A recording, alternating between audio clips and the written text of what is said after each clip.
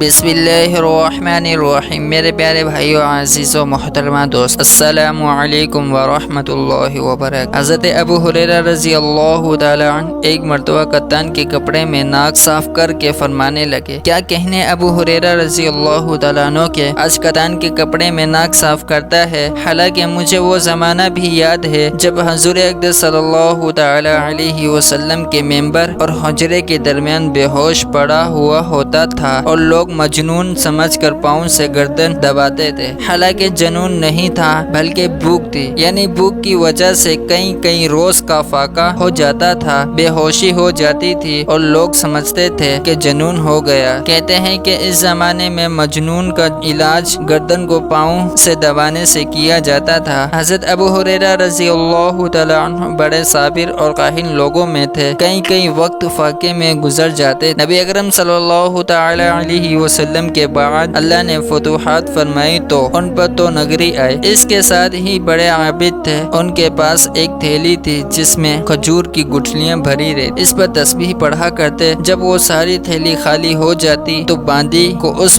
کو پھر بھر کر پاس رکھ دیتی۔ ان کا یہ بھی معمول تھا کہ خود اور بیوی اور خادم، 3 آدمی رات کے 3 حصے کر لیتے اور نمبردار ہر ایک شخص تینوں میں سے عبادت میں مشغول رہتا۔ میں نے اپنے والد صاحب رحمۃ اللہ علیہ سے سنا کہ میرے دادا صاحب رحمۃ اللہ علیہ کا بھی تقریباً یہی معمول تھا کہ رات کو 1 بجے تک والد صاحب رحمۃ اللہ علیہ کا مطالعہ میں مشغول رہتے۔ 1 بجے دادا صاحب رحمۃ اللہ علیہ تہجد کے لیے اٹھے تو تقاضا فرما کر والد صاحب رحمۃ اللہ علیہ کو سلا دیتے اور خود تہجد میں مشغول ہو جائے، اور صبح سے تقریباً پون گھنٹہ قبل میرے دادا صاحب رحمۃ اللہ علیہ کو تہجد کے لیے جگا دیتے اور خود اتباع سنت